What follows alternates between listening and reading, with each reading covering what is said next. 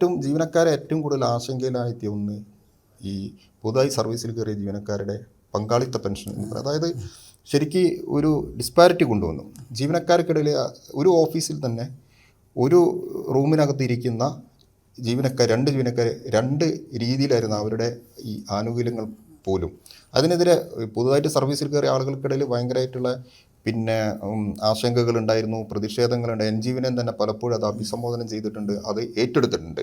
എന്നാൽ അതൊരു വല്ലാത്ത കുരുക്കായിരുന്നില്ല. കാരണം അതിൽ നിന്ന് നമുക്ക് പുറത്ത് ചാടാൻ പോലും പറ്റാത്ത രീതിയിലാണ് അന്ന് ഉമ്മൻചാണ്ടി സർക്കാരിൻ്റെ കാലത്ത് ആ ഒരു FTR നിയമം, കേന്ദ്ര ഗവൺമെൻറ്റിൻ്റെ നിയമത്തെ മറ പറ്റിയിട്ട് അന്ന് ആ നിയമം കൊണ്ടുവന്നത്. യഥാർത്ഥത്തിൽ അത് ശരിക്കും ഒരു കുരുക്കായിരുന്നില്ലേ? തീർച്ചയായും. അതിൽ ഇപ്പോഴ് സംസ്ഥാന സർക്കാർ ഒരു എഷ്യൂർഡ് പെൻഷൻ പദ്ധതിയെ സംബന്ധിച്ച് പറഞ്ഞിട്ടുണ്ട്. അത് ഉത്തരവ് വരും ദിവസങ്ങളിൽ തന്നെ അതിൻ്റെ ഉത്തരവും ഇറങ്ങും. അപ്പോഴും ജീവനക്കാരെ സംബന്ധിച്ച് ഇപ്പോഴും അവരുടെ പ്രശ്നങ്ങൾക്ക് ശാശ്വതമായ പരിഹാരമായിട്ടില്ല. ആ പരിഹാരമാകാതിരിക്കാനുള്ള അടിസ്ഥാന കാരണം കഴിഞ്ഞ ഉമ്മൻചാണ്ടിയുടെ മുഖ്യമന്ത്രി ആയിരിക്കുമ്പോഴുള്ള സർക്കാരാണ്. 2013 ഏപ്രിൽ 1 മുതൽ സർവീസിൽ വരുന്നവർക്കാണ് പങ്കാളിത്ത പെൻഷൻ പദ്ധതി ബാധകമായിരിക്കുന്നത്. അത്ര വരെ 2011 വരെ ഇടതുപക്ഷ ജനാധിപത്യ മുന്നണി ഗവൺമെൻറ് ആയതുകൊണ്ട് തന്നെ, VS ഗവൺമെൻറ് ആയതുകൊണ്ട് തന്നെ അത് നടപ്പിലാക്കിയില്ല. പിന്നീട് അതിനും സമാനമായ ഒരു രീതിയുണ്ട്. അതായത് ഉമ്മൻചാണ്ടി പ്രതിപക്ഷ നേതാവായിരിക്കുമ്പോൾ തന്നെ പ്രസ്താവന നടത്തിയിരുന്നു. അദ്ദേഹം, എനിക്ക് തോന്നുന്ന ഓർമ്മ ശരിയാണെങ്കിൽ, മാതൃഭൂമി പത്രത്തിലെ എഡിറ്റോറിയൽ പേജിലാണ് ലേഖനം എഴുതിയത്. സർക്കാർ ആശുപത്രിയിൽ ജനിച്ച്, സർക്കാർ സ്കൂളിൽ പഠിച്ച്, സർക്കാർ ജോലിയും വാങ്ങി, ശമ്പളവും പെൻഷനും വാങ്ങി ജീവിക്കുന്ന കാലം ഇനി അധിക കാലം മുന്നോട്ട് പോവില്ല എന്ന്. അതിലെല്ലാം വേണ്ടെന്നാണ്. അതായത് സർക്കാർ ആശുപത്രി വേണ്ട, സർക്കാർ അവരാണ് ഇപ്പം ഈ സർക്കാർ ആശുപത്രികൾക്കെതിരെ സമരം ചെയ്യുന്നത്. ആണ്. അധികാരത്തിൽ വന്ന ഉടനെ തന്നെ ആരുടെയോ ഒരു കഷ്ടകാലത്തിന്, ജനങ്ങളുടെ കഷ്ടകാലത്തിന് ഒരു സീറ്റ് ഭൂരിപക്ഷത്തിൽ 2011 അധികാരത്തിൽ വന്നു. അധികാരത്തിൽ വന്ന ഉടനെ തന്നെ ചെയ്തത് സർക്കാർ ആശുപത്രിയെല്ലാം പൂട്ടി, സർക്കാർ സ്കൂളെല്ലാം പൂട്ടി. അവസാനം നമ്മൾ കോഴിക്കോട് മലാപ്പറമ്പ് സ്കൂള് എല്ലാം കണ്ടതാണ്. നമ്മൾ ഏറ്റെടുത്തു. പൂട്ടിയെടുത്തതാണ്. കുട്ടികളെ റോഡിലിറക്കി നിർത്തേണ്ടി വന്നു. അവിടുന്നാണ് അന്ന് രവീന്ദ്രൻ സാറായിരുന്നു വിദ്യാഭ്യാസ മന്ത്രി. പൊളിച്ചു, കോടതി വിധി വാങ്ങി പൊളിച്ച്. അവിടുന്നാണ് കുട്ടികളെ കലക്ട്രേറ്റിൽ നിന്ന് വാഹനം വന്നിട്ട് കലക്ട്രേറ്റ് കോൺഫറൻസ് ഹാളിൽ കൊണ്ടുപോയാൽ പഠിപ്പിച്ച്. ഇപ്പം സ്കൂളിൽ പോയി നോക്കണം, ഏറ്റവും മികച്ച പൊതുവിദ്യാലയം. അങ്ങനെ വിദ്യാലയങ്ങളെ അടച്ചുപൂട്ടി. അതുപോലെ തന്നെ നിയമന നിരോധനം ഏർപ്പെടുത്തി. ഇനി സർക്കാർ ജോലി കിട്ടില്ല. നിയന്ത്രണം, ക്ഷാമബത്തെയും അടിസ്ഥാന ശമ്പളത്തിലും നിയന്ത്രണം ഏർപ്പെടുത്തി. ഒടുവിൽ പെൻഷൻ 1/4/2013 മുതൽ പെൻഷനും പങ്കാളിത്ത പെൻഷനാക്കി. അക്ഷരാർത്ഥത്തിൽ ഉമ്മൻചാണ്ടി പ്രതിപക്ഷ നേതാവായിരിക്കുമ്പോൾ പറഞ്ഞ കാര്യം അക്ഷരാർത്ഥത്തിൽ 3 കൊല്ലത്തിനുള്ളിൽ പൂർണ്ണമായും നടപ്പിലാക്കി. സർക്കാർ ആശുപത്രി പൂട്ടി, സ്കൂള് പൂട്ടി, ശമ്പളവും പെൻഷനും മുടങ്ങുന്ന സ്ഥിതി വന്നു, പെൻഷൻ ഇല്ലാതാക്കി.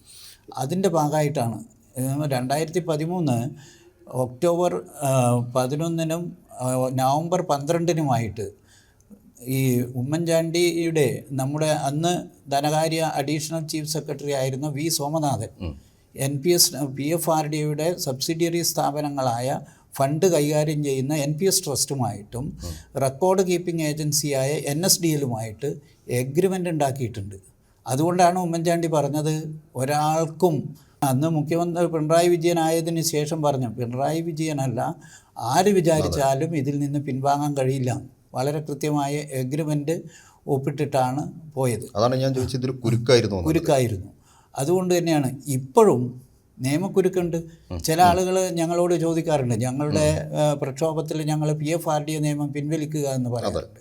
അങ്ങനെ പറയുമ്പോൾ ചില ആളുകൾ ചോദിക്കലുണ്ട്, സംസ്ഥാനത്തിന് നിയമം ഉണ്ടാക്കിയാൽ പോരെ?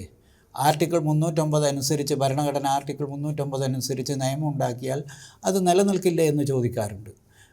പക്ഷേ ഞങ്ങൾ പറയുന്ന അതിലും ഒരു കുരുക്കുണ്ട്. കുരുക്ക് എന്താണെന്ന് വിചാരിച്ചാൽ, ഒരേ കാര്യത്തിന് 2 നിയമം ഉണ്ടെങ്കിൽ, കേന്ദ്ര നിയമവും സംസ്ഥാന നിയമവും ഉണ്ടെങ്കിൽ, നിയമപരമായി കേന്ദ്ര നിയമം മാത്രമേ നിലനിൽക്കുകയുള്ളൂ.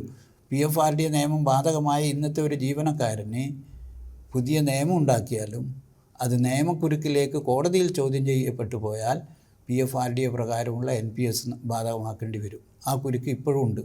അതിന് ഉദാഹരണമാണ് ഞങ്ങൾ ചർച്ച ചെയ്യുന്നതാണ്. 2024 വിദ്യാഭ്യാസ മേഖലയിൽ പ്രവൃത്തി ദിവസം 220 പ്രവൃത്തി ദിവസം കിട്ടുന്നതിന് വേണ്ടി 25 ശനിയാഴ്ചകൾ പ്രവൃത്തി ദിവസമാക്കിയിട്ട് വിദ്യാഭ്യാസ വകുപ്പ് ഉത്തരവിറക്കിയപ്പോൾ അതിനെതിരെ ചില ആളുകൾ കോടതിയിൽ പോയി. ചില അധ്യാപക സംഘടനയും ചില അധ്യാപകരും കുട്ടികളെ ഉപയോഗിച്ചിട്ട് അന്ന് അവർ പറഞ്ഞത് ആ നിയമം ഉണ്ടാക്കിയത് ശനിയാഴ്ച പ്രവൃത്തി ദിവസമാക്കിയത് KER Kerala education act and റൂൾസിലെ ചാപ്റ്റർ 7 റൂൾ 3 പ്രകാരം 220 ദിവസം എത്തിക്കുന്നതിനാണ്.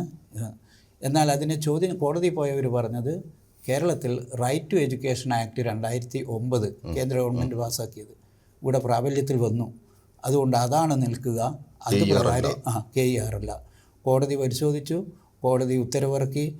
ഈ രണ്ടും ആർട്ടിക്കിൾ 254 അനുസരിച്ച്, ഭരണഘടനയുടെ ആർട്ടിക്കിൾ 254 അനുസരിച്ച് കേന്ദ്ര നിയമവും സംസ്ഥാന നിയമവും തമ്മിൽ കോൺഫ്ലിക്റ്റ് വന്നാൽ കേന്ദ്ര നിയമം നിലനിൽക്കും. അതുകൊണ്ട് KER പ്രകാരമുള്ള പ്രവൃത്തി ദിവസം നിൽക്കില്ല.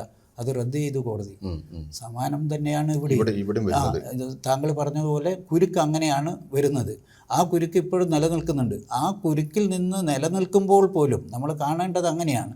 നിലനിൽക്കുമ്പോൾ പോലും സംസ്ഥാനത്ത് ആ നേരത്തെ പറഞ്ഞ ഉറപ്പിൻ്റെ ഭാഗമായി ഇടതുപക്ഷ ഗവൺമെൻറ്റിൻ്റെ ഇച്ഛാശക്തിയുടെ ഭാഗമായിട്ടാണ് അഷ്യൂർഡ് പെൻഷൻ പദ്ധതി, ഒരു ഉറപ്പുള്ള പെൻഷൻ പദ്ധതി. ഇതുവരെ ജീവനക്കാർക്ക് പെൻഷൻ ഉറപ്പില്ല, ആർക്കും അറിയില്ല. NPS ബാധകമായ ആർക്കും അറിയില്ല അവർക്ക് എത്ര പെൻഷൻ കിട്ടും. അതെല്ലാം ഓഹരി കമ്പോളത്തിൻ്റെ ഗ്രോത്ത് ലോസ് അനുസരിച്ച് മാറിക്കൊണ്ടിരിക്കും. ഇപ്പോൾ ഉറപ്പായി പെൻഷൻ കിട്ടും. ഇനി അടുത്ത ഘട്ടത്തിലേക്ക് പോകാൻ എളുപ്പമാണ്. ഞങ്ങൾ സംഘടനാ പ്രവർത്തകർ ഇതുകൊണ്ട് മാത്രമല്ല, പഴയ പെൻഷൻ പദ്ധതിയിലേക്ക് തന്നെ പോകണം എന്ന അഭിപ്രായക്കാരാണ് ഞങ്ങൾ. OPSലേക്ക് തന്നെ പുനഃസ്ഥാപിക്കണം.